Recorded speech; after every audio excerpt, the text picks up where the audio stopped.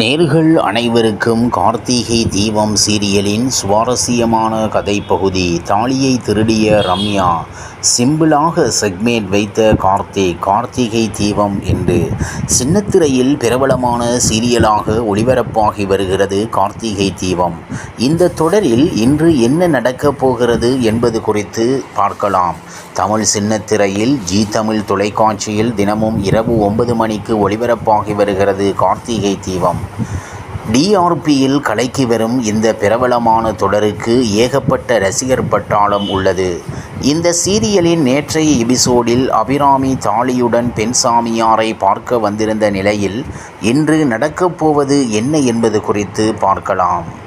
பயங்கர கோபத்துடன் தர்மலிங்கம் வீட்டுக்கு வந்த கார்த்திக் சிதம்பரத்துக்கு காத்திருந்த அதிர்ச்சி. கார்த்திகை தீபம் சனி மற்றும் ஞாயிறு தின தமிழ் சின்னத்திரையில் ஜி தமிழ் தொலைக்காட்சியில் தினம்தோறும் இரவு 9 மணிக்கு ஒளிபரப்பாகி வரும் பிரபலமான சீரியல் கார்த்திகை தீபம். இந்த சீரியலின் நேற்றைய எபிசோடில் தீபாதான் பல்லவி என்ற உண்மை கார்த்திக்கு தெரிய வந்ததை தொடர்ந்து இன்று நடக்கப் போவது என்ன என்பது குறித்து பார்க்கலாம். தீபாதான் பல்லவி என்பதை அறிந்த கார்த்திக் கோபத்துடன் நேராக தீபா வீட்டுக்கு வந்து தர்மலிங்கத்திடம் இவ்வளவு நாளா தீபா பாடிட்டு இருந்த விஷயத்தை எதுக்கு என்கிட்ட இருந்து மறைச்சிங்க, இது ரொம்ப பெரிய தப்பு என்று சாடினான். அதற்கு அவர், நீங்க கோபப்படுவதில் ஒரு நியாயம் இருக்கி, ஆனால் நடந்த விஷயங்களை முழுசா கேளுங்க என்று ராஜஸ்ரீ சத்தியம் வாங்கியது, தம்பிக்காக பாடுவது என அனைத்து விஷயங்களையும் சொன்னார். இனியனும் மாமா, நீங்க அக்காவை தப்பா நினைக்காதீங்க, உங்களுக்கு கோபம் இருந்தால் என்னை கூட அடிச்சுக்கோங்க என்று சொல்ல கார்த்திக் சமாதானமாகி அங்கிருந்து கிளம்பி வருகிறான்.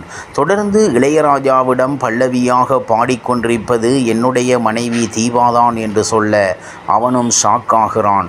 மேலும் கார்த்திக் இந்த விஷயத்தை வீட்டில் சொல்லப்போவதாக சொல்ல, இதனால் தீபாவுக்கு பிரச்சினை வராதா என்று இளையராஜா கேட்டான். அதற்கு கார்த்திக், இல்ல தீபா இவ்வளவு நாளா சுமந்திருந்த சுமையை இறக்கி வைக்கட்டும் என கூறுகிறான். மறுபக்கம் தீபாவை வழிமறிக்கும் சிதம்பரம் தனக்கு பாடல் பாடி கொடுக்க வேண்டும் என்று வற்புறுத்தியதுடன் அதை செய்யாத பட்சத்தில் பல்லவி நீதான் என்ற உண்மையை கார்த்திக்கிடம் சொல்லிவிடுவேன் என மிரட்டுகிறான்.